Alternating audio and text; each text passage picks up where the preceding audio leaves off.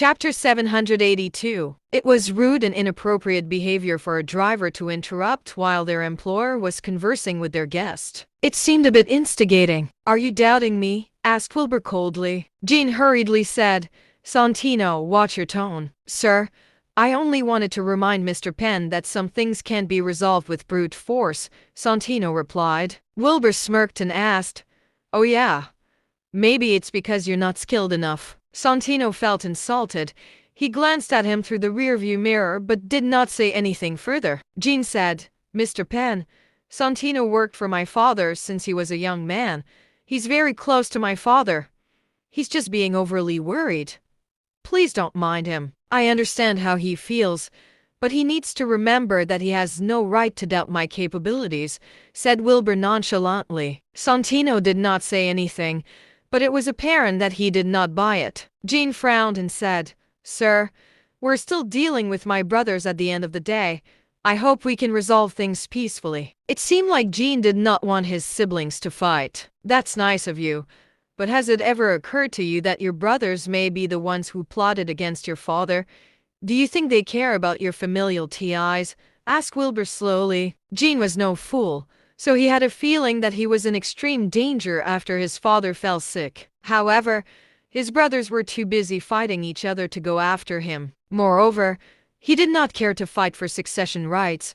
That was why he was safe for the moment. He wondered what his brothers would do to him once they were done fighting. That was why he used the family heirloom in exchange for Wilbur's help. Apart from investigating the cause of his father's illness and resolving the family conflict, he also wanted to save himself. He let out a long sigh after he heard what Wilbur said, replying, "I know, but I don't want my brothers to kill each other. I'm afraid I'll never find peace for the rest of my life if that happens." "Let's get this over with then.